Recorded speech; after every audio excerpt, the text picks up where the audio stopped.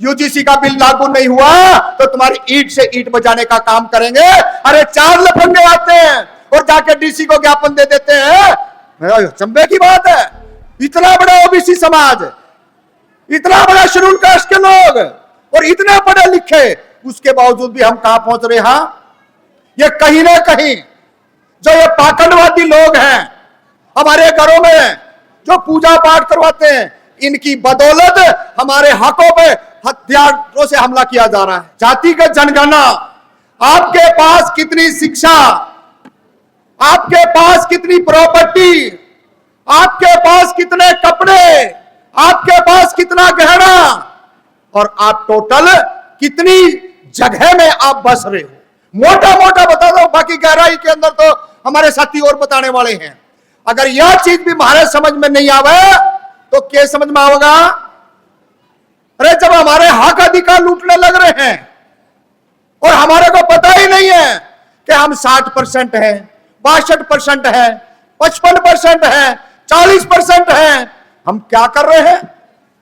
2 निकम्मे लोग आते हैं गली मोहल्ले में और हमारे को पता नहीं क्या क्या पाठ पढ़ा के चले जाते हैं और हम उनकी बातों पे पूरा गौर करते हैं, लेकिन हमारे हकों पे ये सरकार लगातार डकैती डाल रही है, झूठ बोल रही है और ये कह रही है कि हम जातिगत जनगणना कराएंगे। कब कहा? जब चुनाव आते हैं और उसके बाद में ढाक के वही 3-5 भाई। आज तक तो उन्होंने जातिगत जनगणना पे कोई कार्य शुरू किया नहीं है और हो सकता है जिस तरीके से अभी कह रहे हैं कि भैया अगला महीने से कुछ ढोल नगाड़े लेके हमारे घर परिवार में आवेंगे तो हम भी तैयार बैठे हैं कि भैया हमारे पास इतनी तो यह शिक्षा और ये रोजगार और ये संसाधन है, बाकी हमारा लूटा किसने है? जो 3% लूटने वाले लोग हैं, जो जनेऊधारी, चुटियाधारी, तिलकधारी, अरे उनके पास कितनी संपत्ति है। अगर जातिगत जनगणना होगी तो ये दूध का दूध और पानी का पानी हो जाएगा और हम इतना इतना लुटवा रहे हैं, इतना इतना उनको दे जा रहे हैं। और आज भी जो इस देश के अंदर सबसे बड़ा यूजीसी के ऊपर हमारे लोगों को, हमारी महिलाओं को, हमारे छात्रों को, हमारे नेताओं को गली नुक्कड़ पे जाके खड़ा हो जाना चाहिए।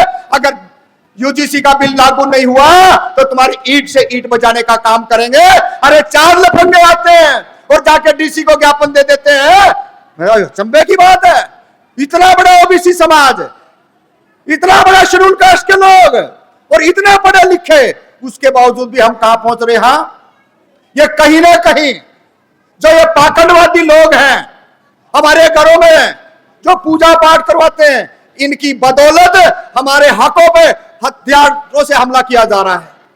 मैं तो इतना ही कहना चाहूंगा तमाम साथियों से जो यहां आए हैं, वो जाकर के जातिगत जनगणना जो यहां सुन के जाए, अपने पड़ोस में बताएं, अपने अगल बगल में रिश्तेदारों को बताएं, ना कि आप ये पाखंड में उलझें।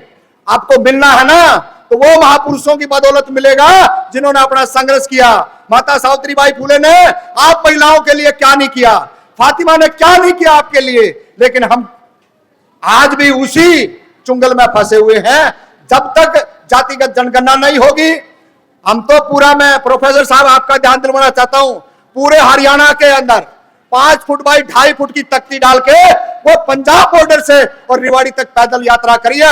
12 किलोमीटर डेली जातिगत जनगणना के लिए रात को ढूंढना पड़ता था। शाम को 5 बजे, जब 6 बज जाते रात को, कि किसी बैकवर्ड का घर मिलेगा, किसी शेड्यूल कास्ट का घर मिलेगा, क्योंकि रात को सोना भी होता था और रात को ठहरना भी होता था।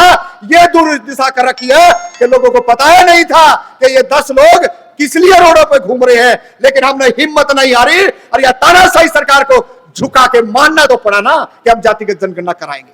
तो ऐसे संघर्ष साथी, ऐसे अगर हम लगातार करते रहेंगे तो हो सकता है एक दिन ये सरकार जातिगत जनगणना कराए, हमारे को अपने हक मिले, हमारे वाइस चांसलर हो, हमारे प्रोफेसर हो।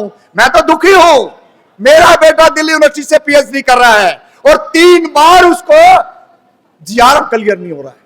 मैं जानता हूं दर्द, जो लोग यहाँ पे जो अनपढ़ है, अशिक्षित हैं, जो कागज के टुकड़ों में व्यस्त हैं, उनको नहीं पता, क्योंकि मेरी पहली पीढ़ी है, हम गांव देहात से निकलने वाले लोग हैं। गोबर का तसला होता था, हरा चारा लेना होता था, पता नहीं क्या क्या करके ने अपनी औलादों का दिल्ली यूनिवर्सिटी में लेके आए।